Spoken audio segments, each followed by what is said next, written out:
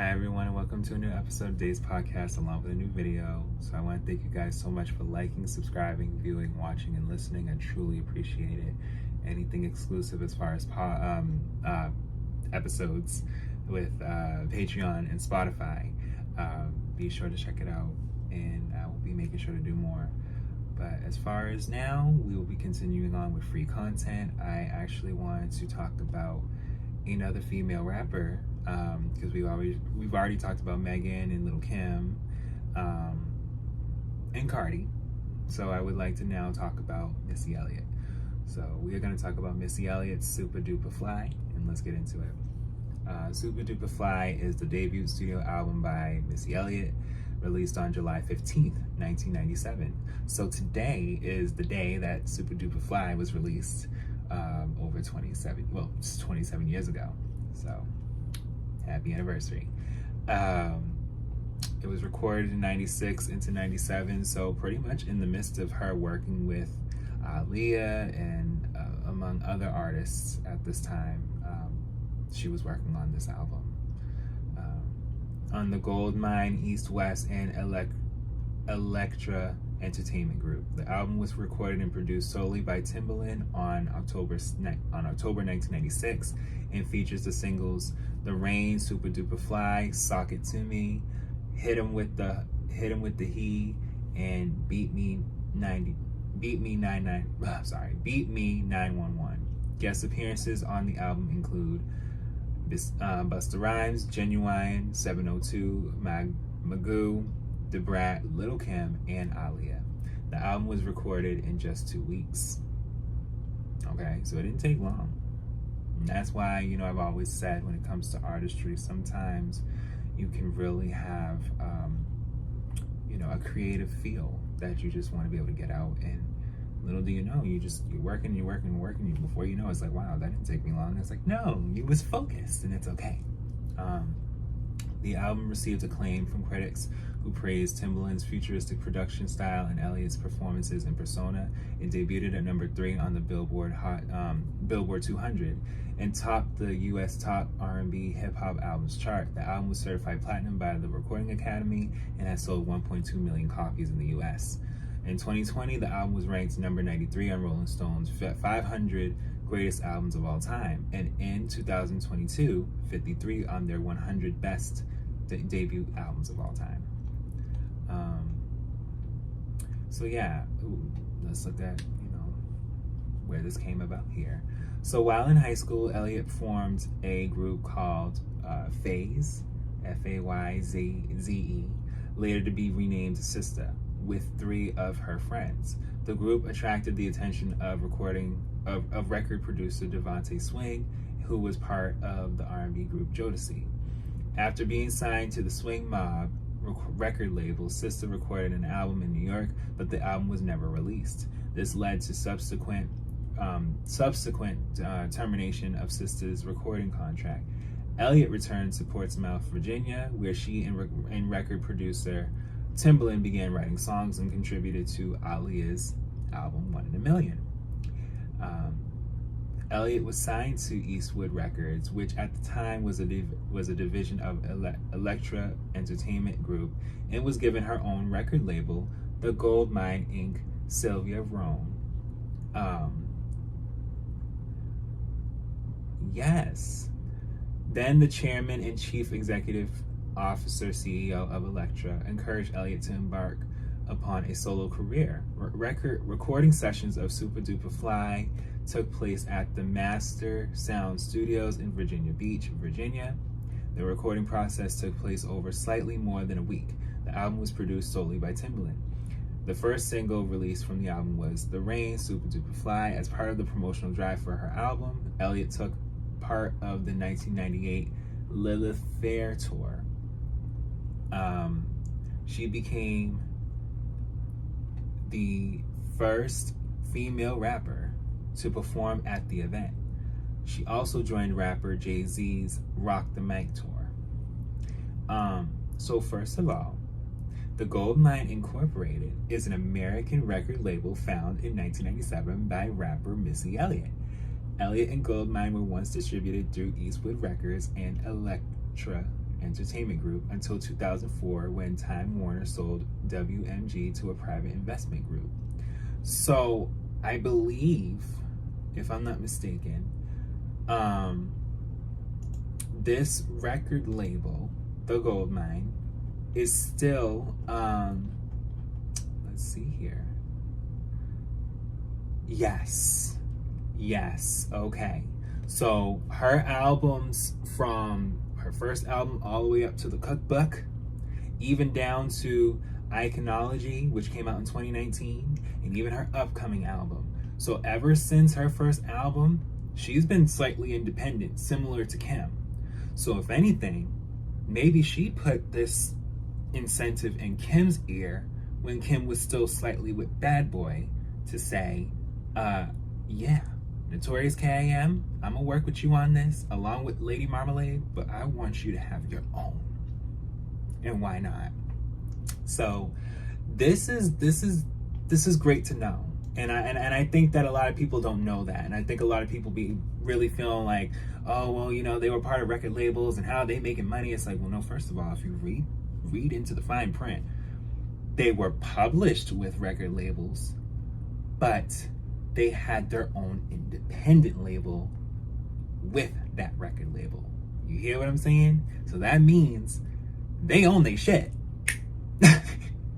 Oh, that makes me feel so happy. Because, you know, you hear so many things about contracts and people not getting their dues, and, you know, you wonder why these legends, some of them, not all of them, some of these legends are able to so strive, and for great reason, because they took time over 25 years ago to say, no, I'm signing, hold on, let me get the pencil. I'm signing the fact that I'm having my own independent label attached to this project, and anything in the future, because I want my pay, period. So I commend her for that. I commend Lil' Kim for that, and Megan Thee Stallion for that as well, because Megan Thee Stallion did the same exact thing, okay? Not many artists do that. A lot of artists are now trying to do that, and I'm going to keep emphasizing that. So upon its release, Supa Dupa Fly received acclaim among music critics. Writers lauded record producer Timbaland's production as unique and revolutionary. All Music called the album a boundary-shattering, postmodern masterpiece, whose futuristic, nearly experimental style became the de facto sound of urban radio at the close of the millennium. So, Elliott's rapping, singing, and songwriting also received much acclaim. Yes, and that was another thing that was standing out too. She didn't just rap, she would sing in the background. She would have her own vocals, and even have people rapping and have her own vocals, or even people singing with her. And she's rapping and then singing with them. Like she was a little bit of both here. And you didn't see that. And that's what makes her legend. The doctor that she is, okay? So yes, Supa Dupa Fly debuted at number 3 on the US Billboard 200 with 129,000 copies sold in the first week, becoming the highest debut for a female rapper at the time. Do you hear what I just said? We had Kim, who was being sexy and was coming out and was really the first to really come out and be sexy and was selling really well. But as far as in the midst of within a year's time, you got Missy. And Missy said, listen, my cancer sister, we gon' make this work. I know that's right. The album remained on the chart for 37 weeks. On September 19th, 1997, the album was certified platinum by the Recording Academy for sales of over 1 million copies. As of June 2008, it has sold 1.2 million copies in the US. Okay? So, let's get to the track list. Track 1 is Busta's Intro, performed by Busta Rhymes. Track 2 is Hit 'Em With The Heat, featuring Lil' Kim. Okay? Lil' Kim is literally one of the first people you hear with Busta Rhymes in the beginning of this album. So, they've been friends, they've been sisters forever. Okay? That's never going to change. Track 3, Sock It To Me, featuring Da Brat. Same thing with Da Brat. Da Brat and her they're close too. Most female rappers from back in the day, the OGs, they friends, they close. They're more close now than they ever were back then, because back then everyone still had to work, everyone had their own way of what they wanted to do, but they would still, come together and be with each other, and we gonna make this money.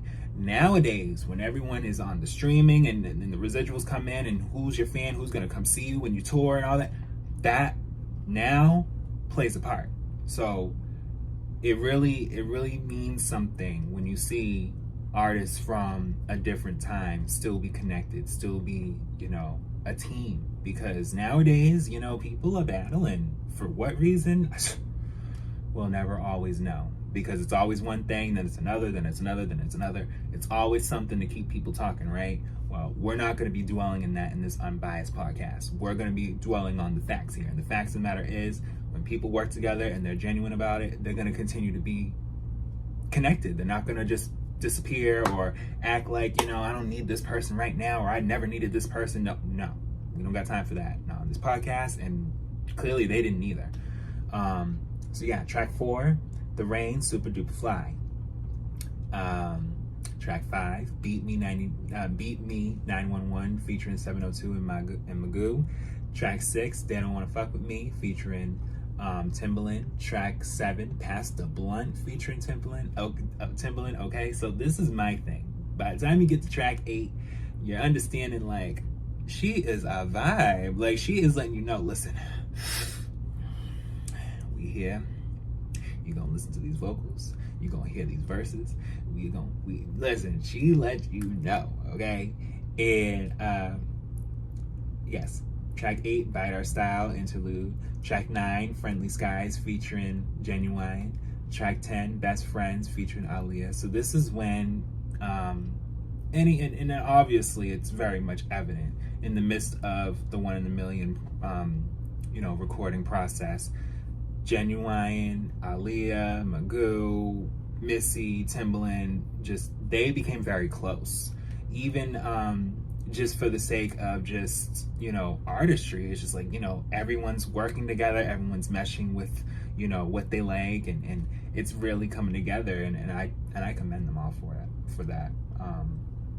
Track 11, Don't Be Coming in My Face. Track 12, Izzy Ah. Track 13, Why You Hurt Me. Track 14, I'm Talking. Track 15, Getaway featuring Space and Nicole.